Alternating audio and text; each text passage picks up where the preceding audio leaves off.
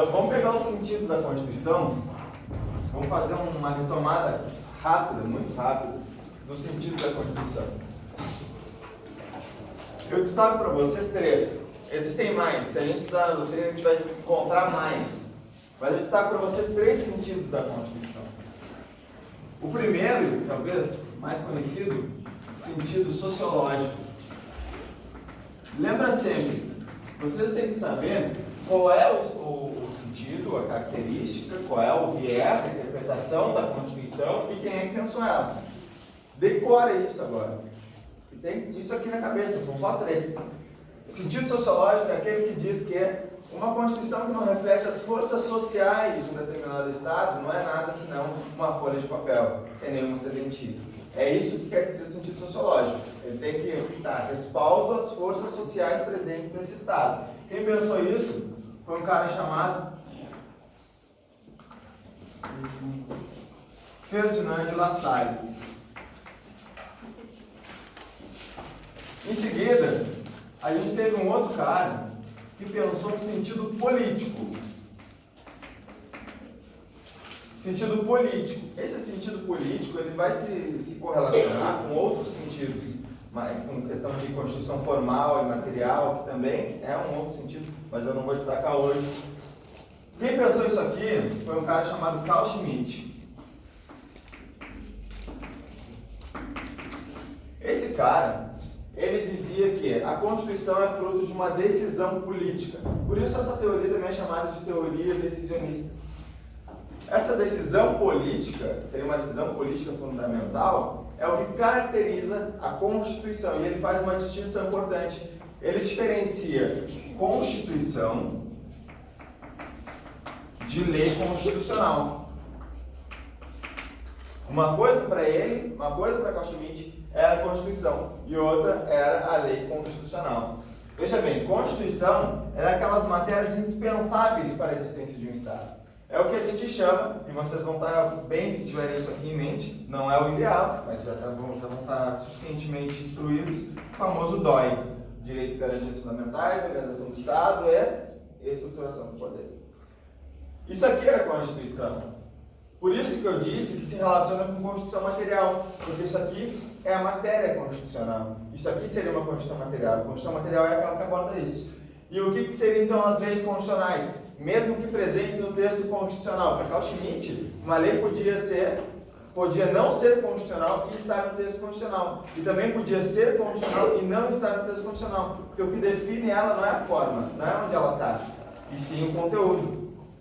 Com base no conteúdo dela, ela está dentro ou ela está fora, não importa. Isso é para Carl Schmitt, estou falando de uma teoria específica.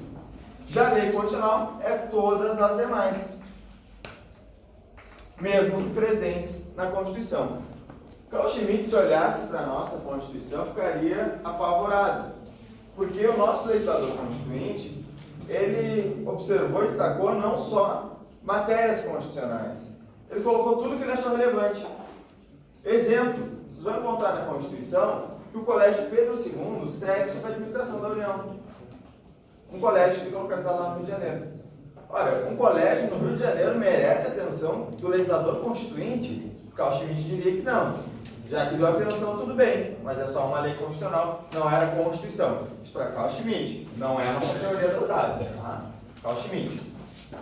Destaca uma terceira teoria, que essa sim se aproxima da nossa concepção atual, que é o sentido. Sentido também pode ser chamado de teoria. Sentido jurídico, ou teoria jurídica da Constituição. Quem chuta? Quem é que pensou esse cara? Chuta não, fala, não sei se você sabe.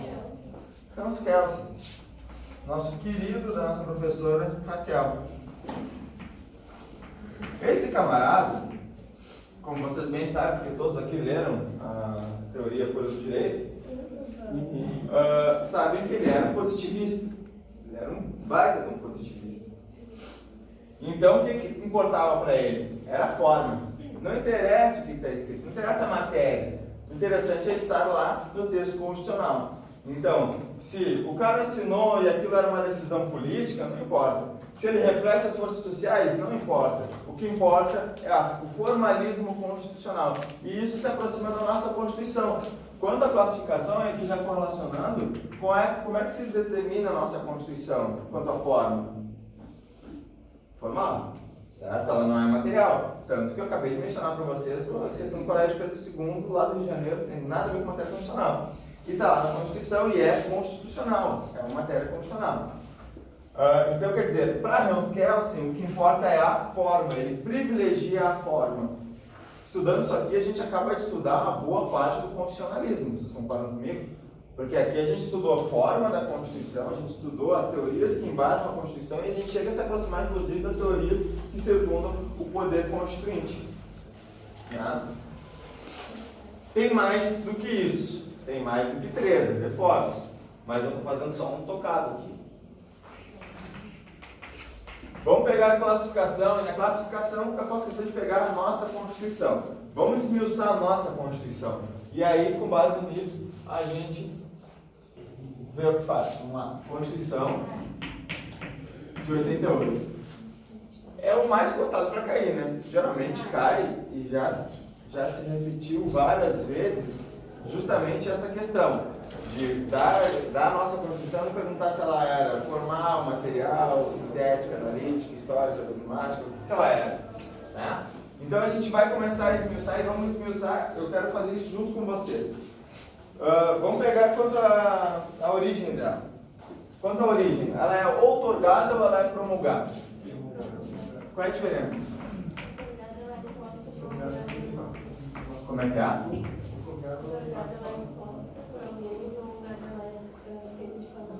Perfeito, é isso. Outorgada é imposta. Alguém pode me dar exemplos de Constituição outorgada na nossa história do constitucionalismo brasileiro? Tem 3. Tem 3, né?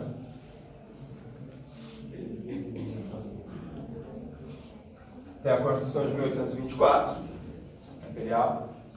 Tem aquela feita por Getúlio Vargas, no Estado Novo, de 37, Constituição Polaca. E tem mais uma, qual é? De 67. Certo. Isso aqui é quanto à origem, tá? Essa é a nossa Constituição. Quanto à forma? Material formal? É quanto à forma escrita ou não escrita?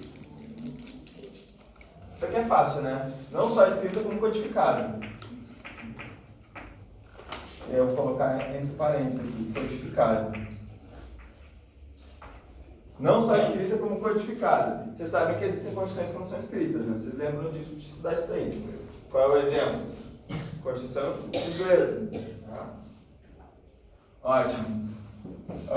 Além da forma, vamos pegar aqui, deixa eu ver. Quanto à extensão, sintética ou analítica? Analítica, né? Tem 250 artigos. Exemplo de Constituição sintética? Show. Quanto ao conteúdo, agora sim, quanto ao conteúdo, material ou formal, já falamos, né?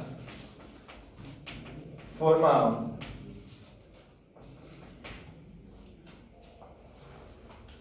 Quanto ao modo de elaboração, dogmática ou histórica?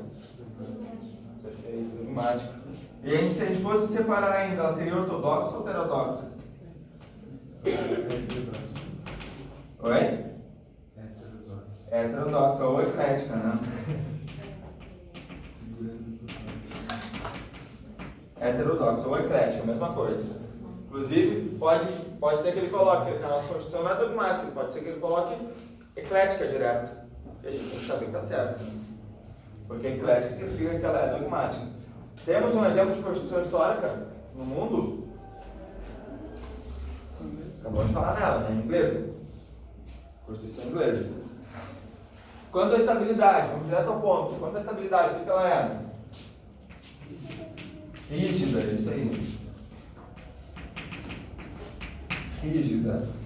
Existe uma teoria que fala que por existirem cláusulas pétreas na nossa Constituição, a gente sabe que tem as cláusulas pétreas explícitas lá no artigo 60, parágrafo 4, os 4 incisos, aquilo lá não pode ser modificado. E aí tem uma pequena parte da doutrina que diz que então nossa Constituição ela seria super rígida, porque ela não só seria difícil de modificar, como parte dela seria impossível de modificar, ou imodificada.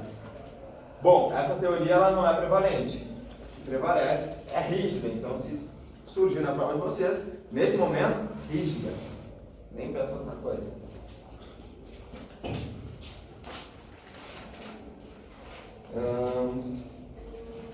Show. Isso aqui está claro.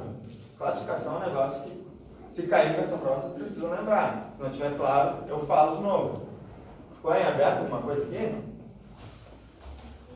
Ficou em aberto? Entendemos? Classificação. Qual é o contrário de promulgado? Escrita. Não escrita. Analítica. Formal. Material. Dogmática. Histórica. E rígida tem outras classificações, né? Semiflexível, semi-rígida, flexível e até super rígida, de acordo com parte da doutrina. Os princípios fundamentais eu vou deixar para vocês lerem. Pega o artigo 1º ao 4º da Constituição e leiam, não tem o que esmiuçar. Tá? Tem alguns mnemônicos lá, assista uma videoaula, só assistir uma prova, a coisa toda, mas eu vou me focar em outras coisas que talvez mais difíceis. Poder Constituinte. Vamos relembrar brevemente aqui também. Estou colocando tudo numa cor só de verde aqui, justamente para notar como é uma coisa mais batida. Vamos pegar o poder constituinte.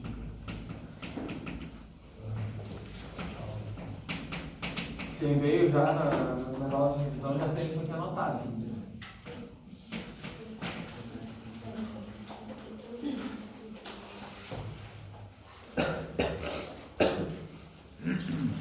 Quais são os 3 tipos de poder constituinte? Originário, derivado, mais um.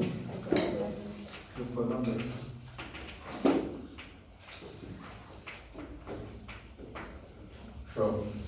O originário é o primeiro, né? É o que cria uma Constituição. E aí existem 2 formas, certo? Quais são as 2 formas de poder constituinte originário? Direito por lógica. Não interessa o nome que vocês vão dar. Interessa chegar no conteúdo. O originário, ele cria uma nova Constituição. Então tem 2 formas de criar uma nova Constituição. Onde já existe e onde ainda não existe. Certo? Se vocês explicarem isso e não lembrar do nome, eu tenho certeza que vocês vão ganhar a questão integral. Tenho certeza que vocês vão ganhar a questão integral. O problema é lembrar do nome e não lembrar do que é. E aí fala bobagem. Tá? Então, ó. Originário tem 2 formas. Onde já tem e onde não tem. Tá? Onde já tem, onde não tem. Vamos pegar onde não tem primeiro. Nunca houve uma Constituição nesse Estado. Estou fazendo a primeira. Ele vai ser histórico fundacional.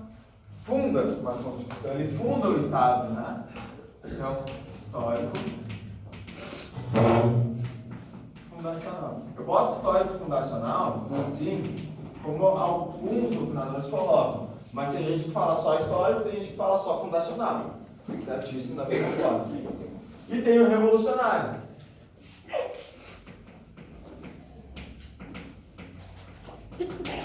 E tem o revolucionário, vocês podem prever.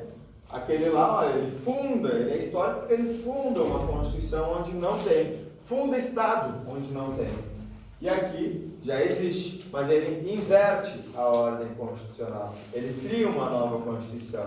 A nossa Constituição de 88, ela é histórico fundacional ou é revolucionária? Revolucionário. E quem foi o agente revolucionário? Os constituintes, exatamente. Os constituintes. O próprio povo representado pelos parlamentares que comporam a Assembleia Nacional Constituinte. Esses foram os agentes revolucionários. Pode ser um só? Um único indivíduo? Pode, né? Olha o Estado Novo. Nas outorgadas, perfeito. Nas outorgadas. Olha o Estado Novo. No caso do Estado Novo, não era só um agente revolucionário? Getúlio Vargas? Então, pode ser só um agente revolucionário. Poder constituinte derivado. Ele serve para quê? Ele faz com que as outras pessoas jurídicas, os outros entes federativos, possam criar Constituição. Quando eu estou falando disso, evidentemente eu estou falando de todos os entes, porque o Distrito Federal ele vai ser regido por lei orgânica, correto? Artigo 32. Os municípios vão ser regidos também por lei orgânica. Então, de quem que eu estou falando? Dos Estados membros. Então, o poder constituinte derivado é aquele que dá aos Estados-membros o direito de ter a própria Constituição. Claro que, se a gente for esmiuçar esse estudo, a gente vai ver que, ao criar essa Constituição, eles precisam ter algum respaldo, sempre vão ter respaldo, na verdade, né, com a Constituição Federal. E algumas normas vão ter que ser idênticas, né? Tudo isso pelo princípio da simetria constitucional. Mas o que nos importa agora, em site de revisão, é lembrar que o poder constituinte derivado, ele permite, ele concede aos Estados-membros terem as suas constituições estaduais. Então, vou colocar aqui Constituição Estadual. Vocês estão compreendendo até então? Está rápido demais? Está de boa? Tá. Eu estou fazendo mais rápido isso porque isso aqui é uma matéria que eu sei que eu já falei em outros momentos. O poder constituinte reformador. Para que ele serve? Olha que o pessoal do direito é muito criativo, né? O que a gente vai botar de nome num negócio que reforma a Constituição? Reformador. Olha, criativíssimo. Então, o reformador ele serve para reformar a Constituição. De que forma? Emendas constitucionais, né? Então serve para reformar, e aqui eu coloco as emendas constitucionais. É uma forma de emendar a Constituição. Mas isso aqui está tranquilo. Eu quero saber o que não pode ser modificado. As cláusulas pétreas. Só as explícitas? Não, as implícitas também. Estão espalhadas em todo o corpo do texto. Além disso, nós vamos encontrar diversas limitações nesse poder, correto? Limitações circunstanciais, momentos em que não se pode alterar a Constituição. Lembra? Estado de defesa, estado de sítio, intervenção federal. Limitações materiais, que a gente acabou de conversar, as limitações materiais são limitações da matéria. Matérias que não podem ser modificadas, são as cláusulas pétreas. E ainda as limitações objetivas, quórum. A gente sabe que tem que ser votado em 2 turnos por 3/5. Limitações subjetivas. Quem são os legitimados para propor? Não é todo mundo. Eu não posso chegar lá e propor uma emenda à Constituição, correto? Certíssimo. Ainda, pergunta que pegadinha. Pode acontecer uma emenda à Constituição por iniciativa popular? Pode ou não pode? Não pode. A regra na criação de uma lei é aquela do artigo 61, certo? Lei ordinária e as leis complementares. Essa é a regra. E lá pode se criar uma lei ordinária por via de iniciativa popular. Lá é a regra. Mas lembra do professor falar que quando há uma regra e há uma exceção de mesma hierarquia, vale a exceção, porque senão não faria sentido existir exceção? Esse é o caso. A regra está lá no artigo 61, na criação de atos normativos, e aí no artigo 60 nós temos a exceção. A exceção é justamente a emenda à Constituição, que ela coloca nos seus 4 incisos do artigo 60 quais são os legitimados, e só aqueles são os legitimados. Certo? Se não está lá, inclusive, se não me engano, caiu uma questão assim na última prova de vocês, não caiu? Caiu uma questão que perguntava se tal pessoa era legitimada. Não lembro até se não era a questão da iniciativa popular. E aí, era muito simples, só olhar o artigo 60, se não estava lá, não era legitimado. Olha a intimidade com a Constituição. Estudar poder constituinte com a Constituição aberta. Estudar poder constituinte com a Constituição aberta. Tudo isso aqui com a Constituição aberta. Aqui já está o artigo 60. Certo? Dúvidas de poder constituinte? Dúvidas de poder constituinte, não tem? Vamos dedicar um tempo, então, para conversar sobre o controle de constitucionalidade novamente.